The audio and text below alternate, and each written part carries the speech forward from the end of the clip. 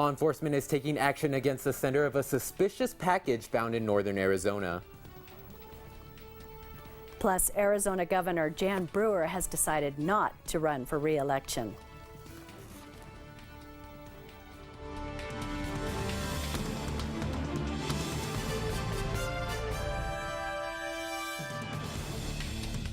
Good evening and welcome to NAZ Today. Filling in for Kara Hammer, I'm community anchor Bonnie Stevens. And I'm student anchor Xavier Rangel. Thanks for joining us. We begin tonight with an update for you. Yesterday we reported 15-year-old Gregorio Gamusque and 11-year-old Troy Stallings were reported missing. However, the two runaways have since been found. That's right. They were located yesterday at Doney Park shortly after 5 p.m. in good health. The Coconino County Sheriff's Office will be taking them to a juvenile detention facility, and it's unclear if any charges will be filed at this time. Well, you may remember the U.S. Postal Service in Flagstaff recovering what could have been a dangerous package addressed to Arizona Sheriff Joe Arpaio last April.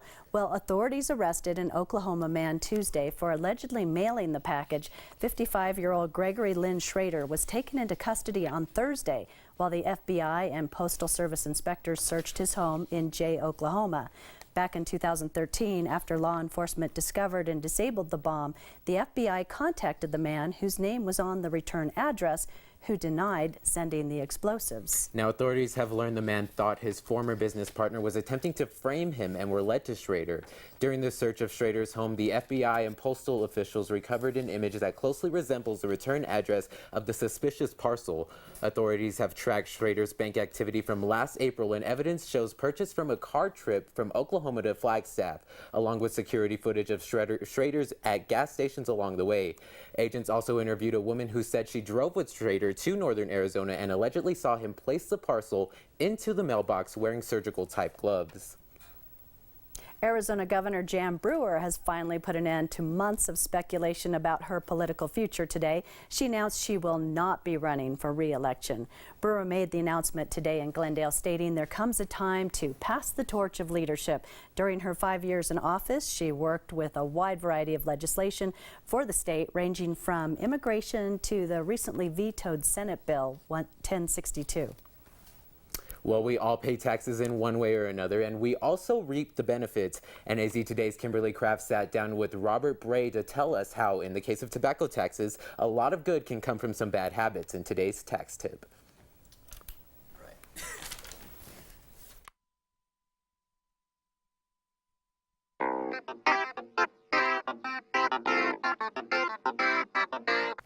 We usually relate to our state taxes as filing our tax return, but there's a variety of other taxes that are collected in our state that benefit us. Here to talk about some of that is Robert Bray. You are the enforcer.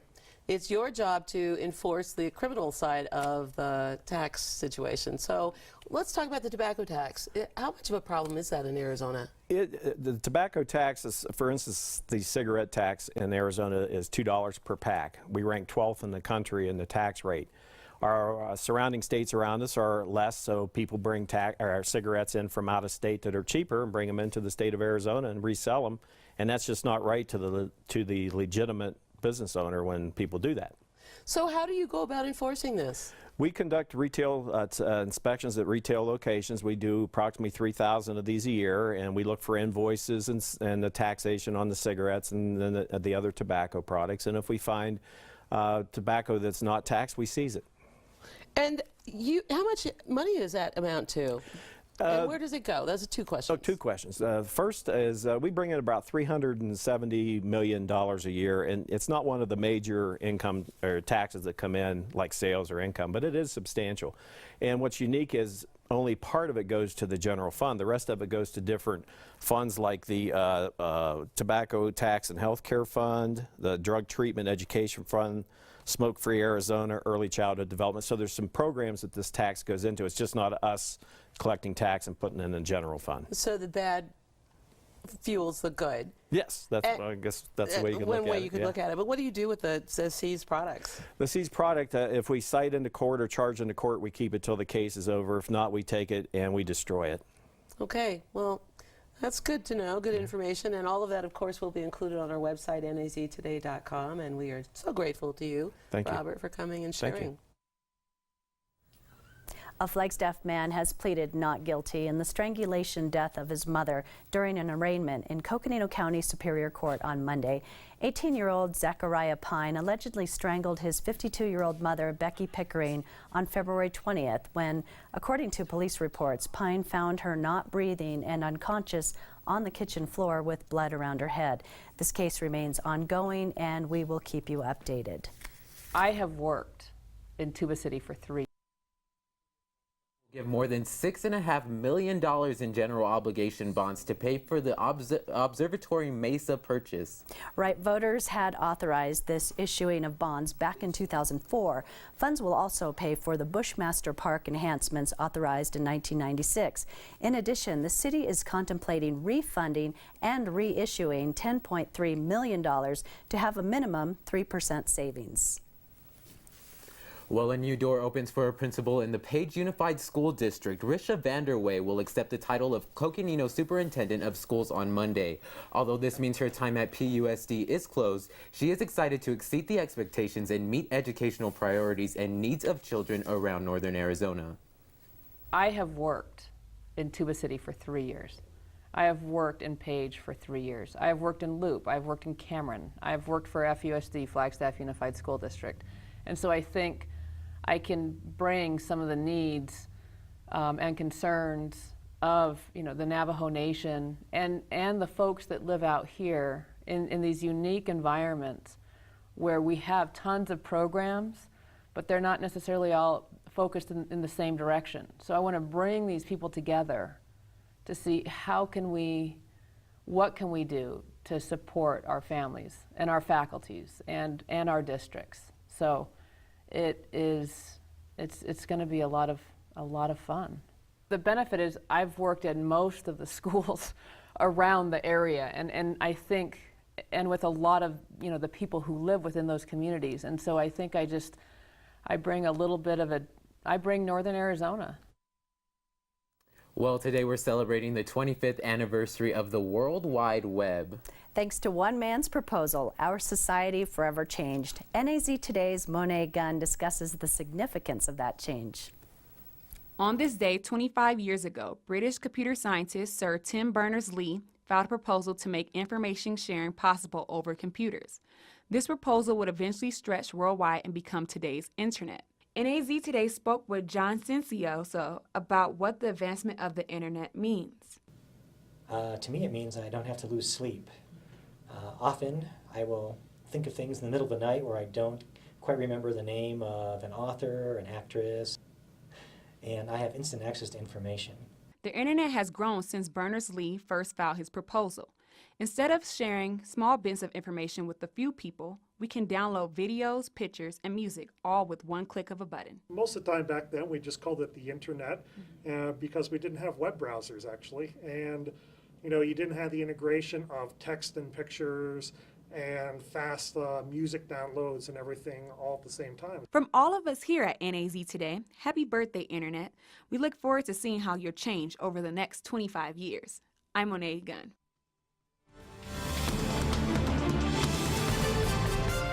Coming up, Democracy Now! Is coming to Flagstaff. NAZ talks to producer Dennis Moynihan about the decision to visit the high country. And if you're getting ready to go on that spring break getaway, you're going to want to see what you should do to stay safe when we come back. We're taking a look at the satellite and radar across the entire nation, and it seems like it's been the story all winter long. Super quiet out west and big storm system out east, and we actually have a little storm system that's almost invisible on this map to talk about that's going to impact us over the next couple days. That's coming right up. I was an ordinary guy, but I switched to Suddenlink's new internet, and now I can't stop being awesome, because it's the fastest in town. Downloads, uploads, any kind of load, everything just flows at speeds 13 times faster than phone company DSL. Even when the whole family is online, there's no buffering. With DSL, we were suffering. Yep, anything the phone company can do, I can do faster. Now that I have the next big thing from Suddenlink, now that I have a house full of easy.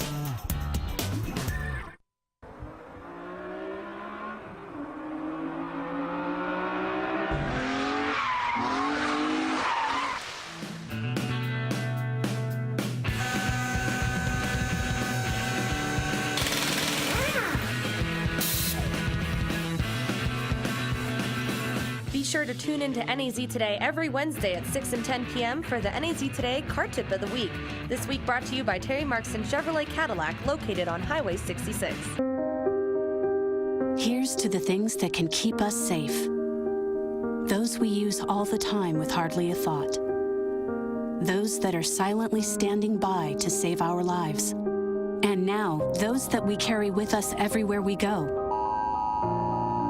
Many mobile devices will now bring you wireless emergency alerts, real-time information directly from local sources you know and trust. With the unique sound and vibration, you'll be in the know wherever you are. To be hosting Democracy Now's live broadcast on Friday.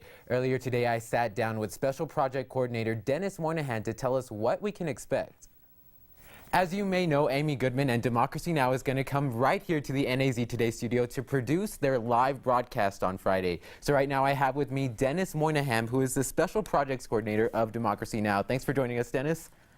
Thank you for having me. So I have to ask, why did Democracy Now! Choose to come here to NAZ Today? Well, the first reason was a very generous invitation by one of your professors, Fred Solop of the Political Science Department, for Amy Goodman to come and speak on campus. But in addition to that, when Amy travels, she's a very dedicated journalist, and we often will produce the program. It's a 1-hour news show. It airs on 1,200 stations around the globe, and primarily on non-commercial broadcast, public broadcasting outlets. So we like to produce the show when traveling, if possible. It turns out that Northern Arizona University has one of the best student newscasts in the country, I would say, and a really clearly well-equipped, well-staffed HD TV studio. So it seemed like a natural fit for us to propose the production. And from the discussions I've had and the pre-production meetings, it looks like we're really lucky to have the partnership that we'll put into effect on Friday morning at a very early hour. Yeah, definitely. We're all going to be here for you. Well, like you said, I want to thank you for saying that we're such a great news station. I'm sure everybody here is happy to hear that. So what can we expect for Friday? What issues is she going to be talking about on the show? Well, because it's a breaking, we kind of deal with stories as they develop. If there's breaking news anywhere around the world, we may cut in, bring in guests from anywhere around the world, like you're bringing me in. I'm actually in Denver now. We'll address whatever kind of pressing issues are needed. The first 10 minutes of Democracy Now! Is actually a very focused section on global news headlines. On the actual show itself, I don't know quite what topics we'll cover, but obviously Flagstaff, the Four Corners, the resource extraction that happens, all the different interesting stories that people have been sending us. Anyone who sees this newscast tonight that has a story idea can actually email it to us. And the email address is stories@democracynow.org. We'd love to hear. We also, part of what being an independent grassroots news organization allows us to do is to get feedback from the audience on what they would like to hear about. So I would encourage your viewers to send us story ideas that way. Yeah, and they definitely will. Well, we look forward to seeing Democracy Now! Here Friday, so you can tune into that. I want to thank you again, Dennis, for being here. Well, the warm weather definitely took a toll on snowfall totals here in Flagstaff, and the folks over at Snowball are saying they're experiencing the driest winter in 12 years. And that the ski area's new snowmaking capabilities have actually saved its season. Right, well, with the snowpack just on the peaks, just over half of its normal level, Snowbowl has relied on its 30 snowmaking machines, which use 17 million gallons of reclaimed water in December alone to fill the bowl with white stuff. And they pay the price. Each snowmaking gun costs about $30,000, and the 60 million gallons of treated effluent from Flagstaff cost more than $100,000. Snowmaking supervisor Carl McKenna says they made the season right by the skin of their teeth. Well, spring break is right around the corner here in northern Arizona, and students are sure to have a blast. Right, but they should also be aware of the dangers and know how to be safe during spring break. NAZ Today's Abby Barinholtz tells us what students and parents should know while having some fun in the sun in today's Health Minute. During spring break, college students often flock to the coast for some sun, sand, and a splash in the ocean. While this is a time to kick back and relax, experts say don't let your guard down completely. We want to be aware of your surroundings. If there are bad guys out there, they're looking for drunk students on spring break. Blend in with the crowd and make sure to always have a buddy around. Go out with your friends and return with your friends. Always have a designated driver. And if you are going to drink, be sure that you keep it under control. Injuries are a problem for some students, and that includes a sunburn. Don't forget the sunscreen and apply it often. Every time you get out of the water, reapply the sunscreen. If you're going abroad, don't put off getting your travel vaccines until the last minute. It takes at least a week for shots to become effective. And no matter where you stay, don't book a first floor room. Break-ins are more likely on street level. Whether you're traveling to Miami or Malibu, enjoy the holiday, but stay vigilant. For today's Health Minute, I'm Abby Barinholtz.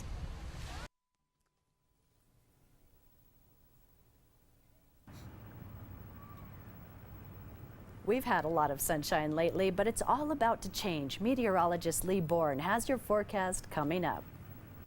Plus, the Lumberjacks picked up some big honors in the Big Sky. Tressa Tudrick will tell you all about it coming up in sports. Pepsi Next. What's Pepsi Next? It's the latest cola from Pepsi. It's got real cola taste, but 60% less sugar. Real cola taste, 60% less sugar. Yeah, I know. It's unbelievable. But this is the most impressive thing I've ever experienced in my entire life. Oh, definitely. Let me get the camera. I've never had anything like it. My parents are gonna. Yeah, they're gonna be so proud. Pepsi Next. Drink it to believe it. If you drive buzzed, it could cost you around $10,000. You'll face major legal fees, major fines, and steep insurance penalties. You could lose everything. Buzzed, busted, and broke. Because buzz driving is drunk driving. I already knew that I was going to go to college, from a young age. I definitely want to major in political science, become the mayor or something, make the situation better for other people. My name is Justin, and I am your dividend. Tonight's NAZ Today weather is brought to you in part by Terry Markson Chevrolet Cadillac in Flagstaff.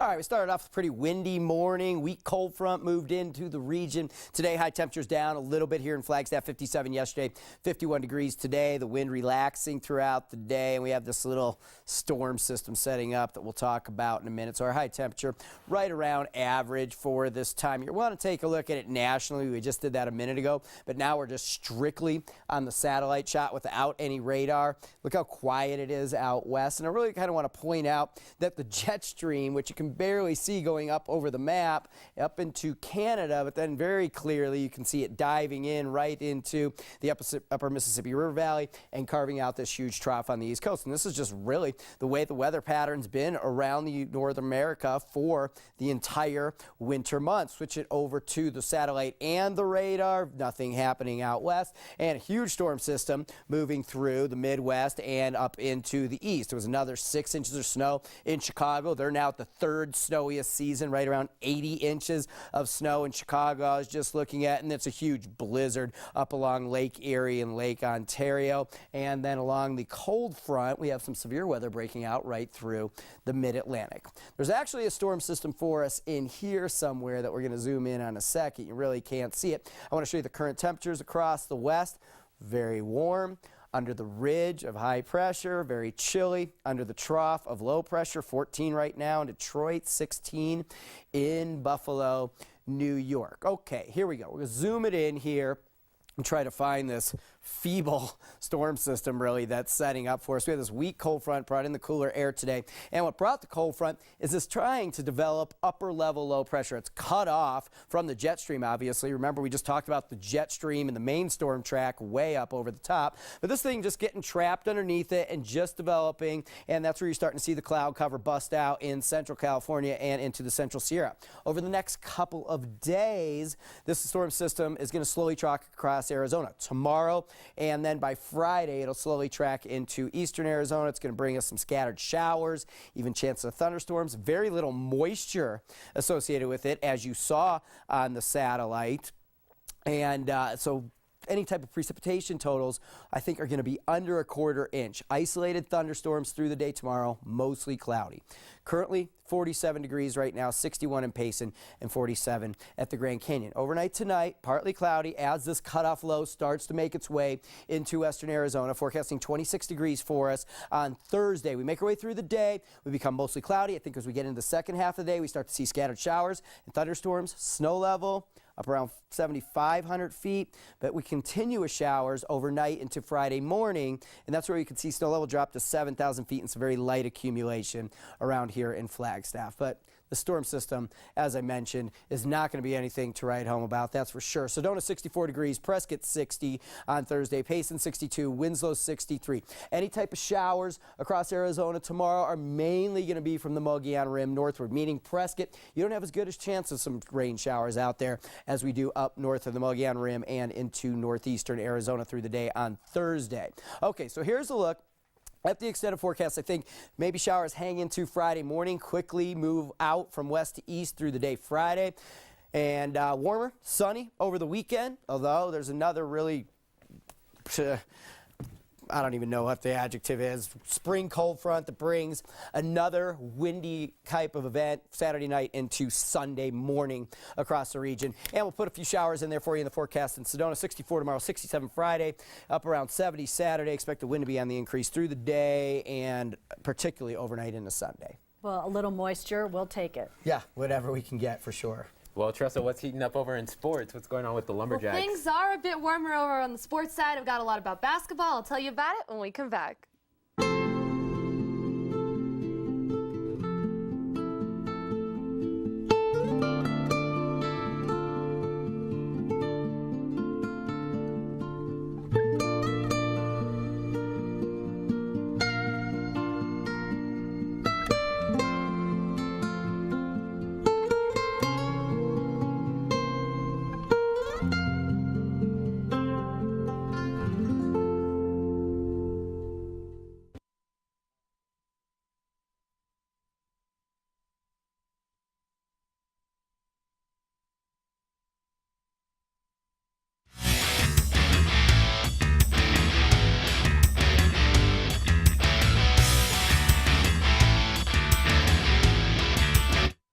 Baseball season is in full swing, and yesterday the Coconino Panthers played host to Barry Goldwater. The Panthers struggled in the outfield, and it wasn't until Coco's Fritz Pleca's 2-run homer that boosted the team's morale. And after a rough first 2 innings, pitcher Brian Chapin settled down and allowed no more runs during his time on the mound. Panthers beat Goldwater 9-7. Coconino moves to 2-0 and travels tomorrow afternoon to Maryvale High School in North Phoenix. Switching to softball, the Coconino Panthers were tied at 5 runs with Barry Goldwater at the 6th inning. The Lady Panthers rallied back and scored 7 runs to take the game 12-5. Junior Savannah Livingston and Caitlin Knott had 3 hits apiece to add to Coconino's 14 total hits. The Panthers travel to Desert Ridge tomorrow afternoon. And the Flagstaff Eagles lost on the road to Betty Fairfax High School 7-6. Anissa Wells had 3 RBIs and homered in the 7th inning. Anelli Marcia was charged with the loss after allowing 6 runs to the Eagles. They travel to Phoenix tomorrow afternoon. Over on the court, the NEU women's basketball teams Amanda Frost, Erica Banks, and Brittany Lusain were awarded Big Sky All-Conference teams. Amanda Frost made Big Sky's first team. Frost led the Big Sky in scoring with 22.5 points a game, and she set a new school record with 652 points this season. Frost's 38 points was the highest scoring game by any player in the Big Sky this year. Junior Erica Banks made Big Sky's second team, leading the conference in field goal percentage. And the Jacks with 6 double-doubles, including a 19-point rebound game at Utah Valley. Banks scored a career-high 31 points this season. And lastly, freshman Brittany Lusain was named Freshman of the Year and made Big Sky's 4th team. Lusain led the Big Sky freshmen in points, rebounds, assists, and steals. Well, over on the men's side, NAU men's basketball junior transfers Quentin Upshur and Asim Dixon were named to College Sports Madness Big Sky All-Conference teams. Upshur was named to Big Sky's first team, averaging 16 points a game, ranking 7th in the Big Sky. He's 4th in conference steals and 3rd in the Big Sky's three-pointers made. Q's 32 points, his career high, was against Northern Colorado, who the Jacks play on Thursday. Asim Dixon made Big Sky's 3rd team honors. Dixon had 66 assists and recorded 33 steals in his first year here at NAU. He also had 16 double-figure scoring games and hit a career-high 23 points against Montana. The men's team travels to Weber State tomorrow to play in the Big Sky Conference playoffs. Sports reporter Kaylee Emery headed out to practice to see how the team is preparing for the Northern Colorado Bears.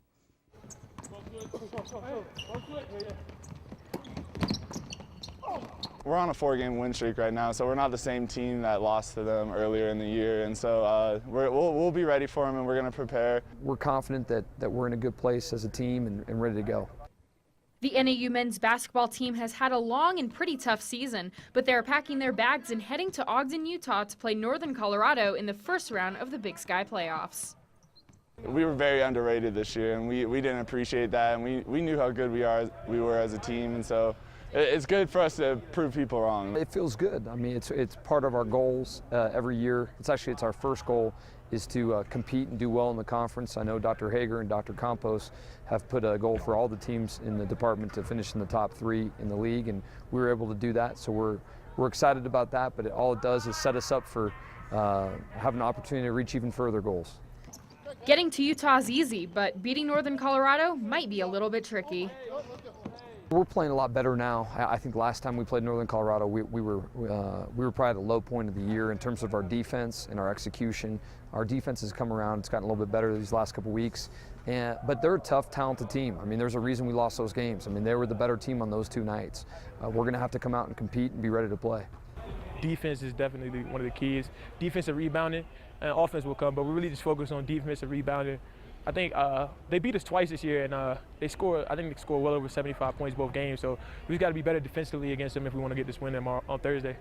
It's March Madness in the Big Sky, and the madness begins tomorrow. For NAZ Today, I'm Kaylee Emery. Hi, I'm Terry Markson.